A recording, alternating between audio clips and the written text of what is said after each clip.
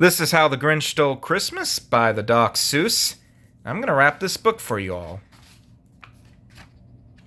And put a ribbon on it. Every Who down in Whoville liked Christmas a lot. But the Grinch, who lived just north of Whoville, did not. The Grinch hated Christmas the whole Christmas season. Now please don't ask why, no one knows quite the reason. It could be his head wasn't screwed on just right. It could be perhaps that his shoes were too tight. But I think that the most likely reason of all may have been that his heart was 2 sizes too small. But whatever the reason, his heart or his shoes, he stood there on Christmas Eve hating the Whos, staring down from his cave with a sour, grinchy frown at the warm-lighted windows below in their town, for he knew every Who down in Whoville beneath was busy now hanging a mistletoe wreath. "And they're hanging their stockings," he snarled with a sneer. "Tomorrow is Christmas! It's practically here!" Then he growled with his Grinch fingers nervously drumming, "I must find some way to stop Christmas from coming." For tomorrow, he knew, all the Who girls and boys would wake bright and early. They'd rush for their toys. And then, oh, the noise. Oh, the noise. Noise, noise, noise. That's one thing he hated. The noise, noise, noise, noise. Then the Whos, young and old, would sit down to a feast, and they'd feast, and they'd feast. Feast, feast, feast. They would feast on Who puddings and rare Who roast beefs, which was something the Grinch couldn't stand in the least. And then they'd do something he liked least of all. Every Who down in Whoville, the tall and the small, would stand close together with Christmas bells ringing. They'd stand hand in hand, and the Whos would start singing. They'd sing, and they'd sing, and they'd sing, sing, sing, sing. And the more the Grinch thought of this Who Christmas sing, the more the Grinch thought, I must stop this whole thing. Why, for 53 years I've put up with it now. I must stop this Christmas from coming. But how? Then he got an idea. An awful idea. The Grinch got a wonderful, awful idea. I know just what to do. The Grinch laughed in his throat, and he made a quick Santa Claus hat and a coat, and he chuckled and clucked, "What a great Grinchy trick! With this coat and this hat I look just like Saint Nick. All I need is a reindeer." The Grinch looked around, but since reindeers are scarce, there was none to be found. Did that stop the old Grinch? No, the Grinch simply said, "If I can't find a reindeer, I'll make one instead."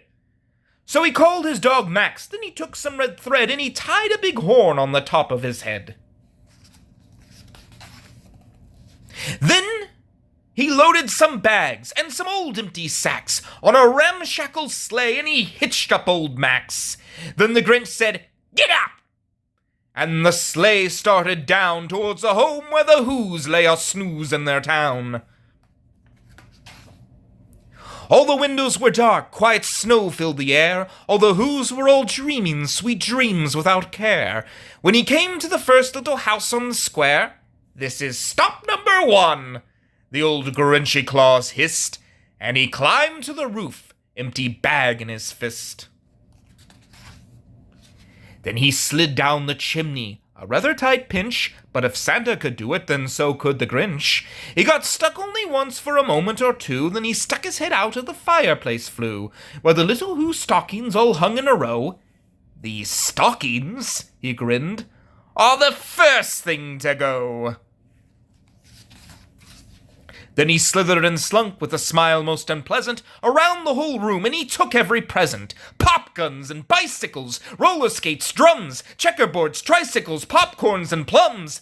And he stuffed them in bags, then the Grinch very nimbly stuffed all the bungs one by one up the chimney. Then he slunk to the icebox. He took the Who's feast. He took the Who's pudding. He took the roast beef. He cleaned out that icebox as quick as a flash. Why, that Grinch even took their last can of Who hash. Then he stuffed all the food up the chimney with glee. And now, grinned the Grinch, I will stuff up the tree. And the Grinch grabbed the tree and he started to shove when he heard a small sound like the coo of a dove. He turned around fast and he saw a small Who, little Cindy Lou Who was not more than 2. The Grinch had been caught by this tiny Who daughter who'd got out of bed for a cup of cold water. She stared at the Grinch and said, Santa Claus, why? Why are you taking our Christmas tree? Why?